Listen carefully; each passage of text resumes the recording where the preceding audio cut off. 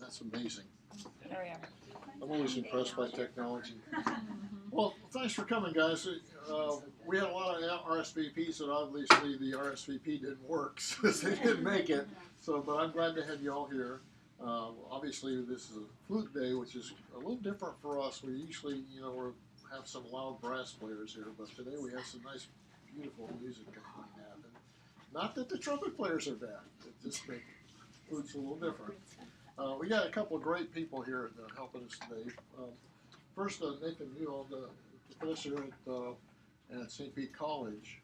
Awesome flautist, is it flautist? Whatever you want. What do you guys think? Awesome Flutist or flautist? He plays a flute.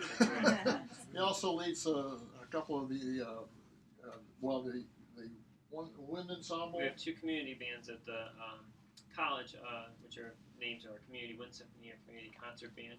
We have some of our players, including Bill, play in those groups.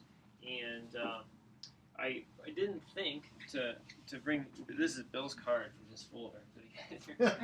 I should have brought more of these, but we do have a concert coming up not too long from now in September. We just started school last week. Didn't Pinellas just start school last week as well? We just started. Well, we're doing a concert in 5 rehearsals, and it's going to be down at the Palladium, and it is one of our community connections concerts where we partner with a local charity or cause.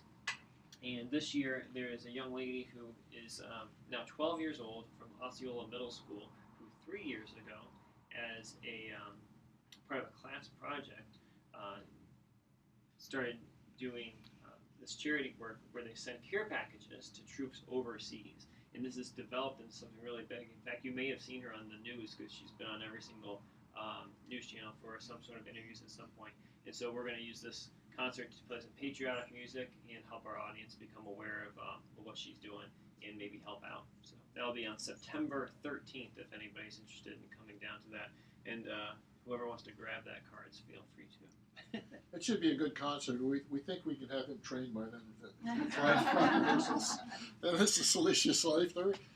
Did I pronounce your last name right? Slafter. Slafter. I thought that's what I said, didn't I? Slafter. Yeah, like laughter with a list. Yeah. Oh, Slafter. There you go. Celicia's just joined us here at the store. She teaches oboe, flute, saxophone, and clarinet. So if any of you are looking for lessons, we'd love to have you. She's also joined my big band and is playing saxophone in my big band. And I'm going to turn it over and you can tell them a little bit about yourselves. And then when we're done with that part of it, they're going to do a little fluting here for us, which I've heard part of it already. It's awesome. Thank you. Hi, Celicia, like he said, and he really already told you a whole lot, I guess. So I'm new to town.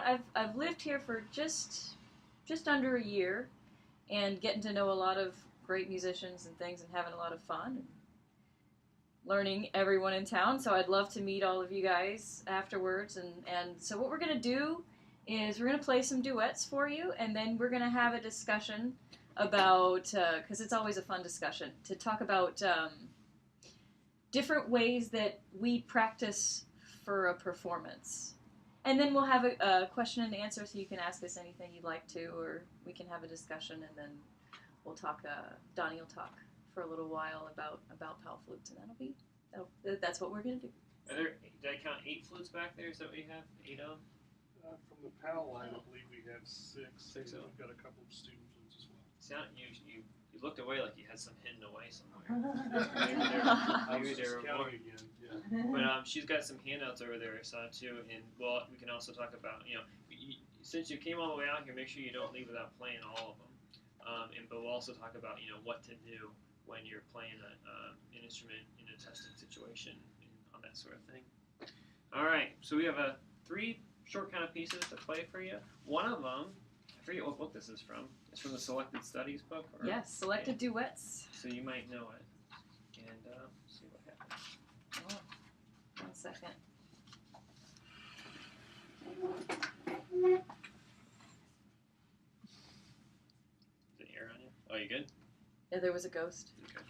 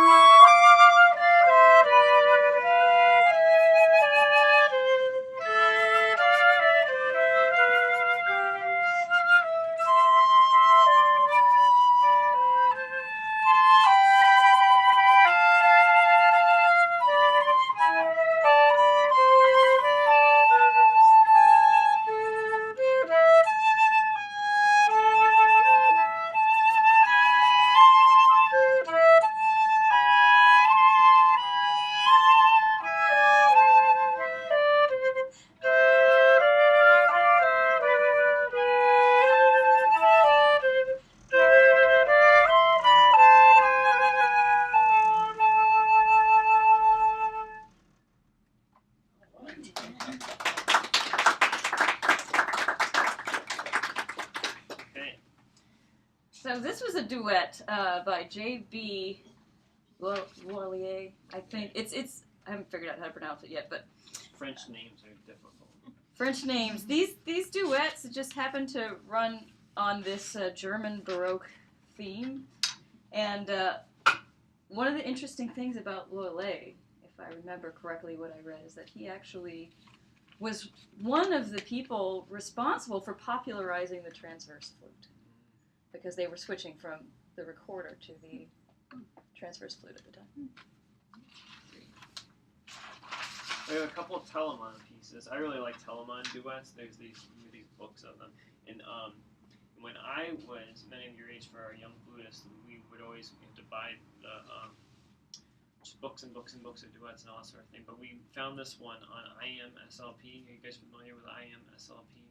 A few years ago, when Hal Leonard started making some CDs called CD sheet music, and it has since gone to some websites that have for free their public domain items, things that if the composer is long past their expiration date here, that their items have come into the public domain.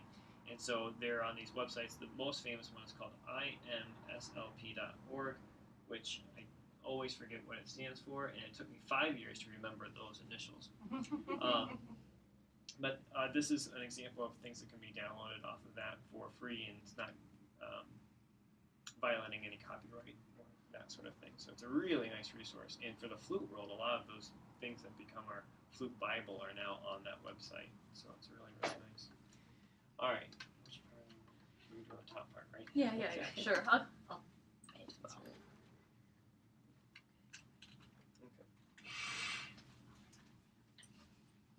One second. Sorry. Sure.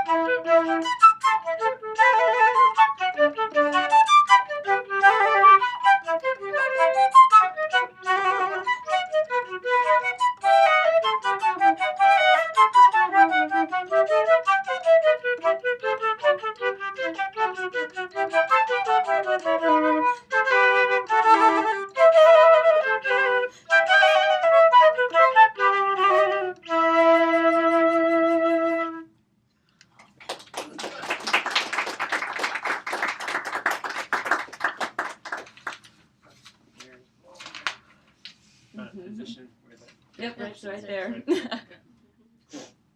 All right, and this last one's another Telemann piece, and it's fun. It's kind of a challenge. It's always a risk to perform it in public. This is one of the Telemann. It's a movement from one of the canonic sonatas. Is anybody familiar with those? Because it's a duet, and this is both parts. Oh. Oh my gosh.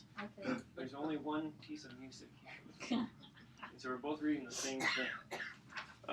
On the other ones, we were able to see each other's parts. You have the top part and the bottom part. Sometimes they'll write it like this, where you only see your part and you can't see the other person's part, and then if you get off, it's like really scary and all that sort of thing. But this one it's kind of like a round almost. In Telemann, if you ever get those books by Telemann, I always think that some of them he's just trying. They're just fun. You just play through them. You don't necessarily play them on a concert, but they're just fun to spend an afternoon playing through. And I always think that like he did that on purpose. He tried to mess the two people up. So with this, it's also like a puzzle as a composer.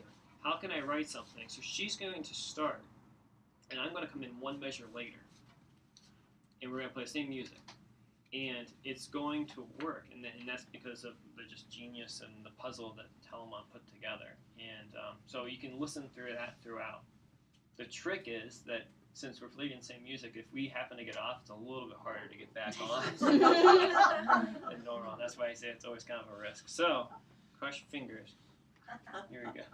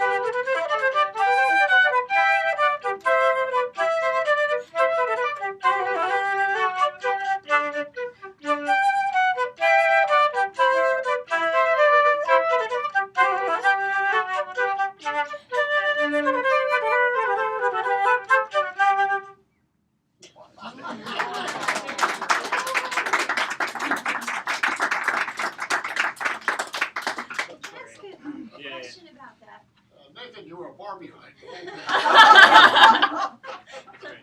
For the person playing the second part, Yeah. How did you manage the trills? Because it felt like there were trills that you played that weren't carried in the same part. Okay. Sometimes skip out on yeah, I should have done all the trills, but I didn't do it. But it was enough. I know that you're playing the same things, but it was enough to say, oh, it was just a little different, but it still worked. It worked. Yeah, if you didn't know, and there's parts of it, if you didn't know that we were playing the exact same thing, you might not realize it. I mean, parts of it are a little bit obvious, but it's like some of the things, it's like, wow, how does that work? It's really, really Yeah, cool. it's beautiful. That's another one. Anything Telemann, including that and the other two pieces, like I said, on that IMSLP site, and you can go check them all out. It's just he just wrote tons of stuff. So it's neat to. You might need. We were talking about it earlier today. If you know how sometimes we get a roadmap at the end of a piece and it says like DC Alcoda or DS Alcoda, and it says you go back to the sign or whatever. This has a symbol. It has a S sign symbol at the top. If you find this online, you might not see the indication of what to do because I don't think there's other explanation. They use that sign symbol as if there was a repeat, but there is no repeat. That sign symbol is just an indication to when the second player should start at the beginning. So in this case, it was one bar behind. You'll see the signs there on the second bar, but sometimes it might be later on. I think I could be making something up right now, but I think I am making it up. I want to say there's one of them out there where the sign is like halfway between a bar, but I'm not totally sure. Oh. Yet. Yeah. Do you think there is? Oh yeah, there Yeah. is. And talk about the ending. How do you know when to end? So the end, there's a fermata at the end because she went bum bum bum bum bum, and she wasn't holding on a note. I actually didn't play the final, second to last bar, so there's a little fermata, and that indicates that the second player just stop on that note, so that it finishes. But pretty cool. Good. Yeah, so that's it. We're gonna take the stains out of the way and kind of chill out and talk a little bit.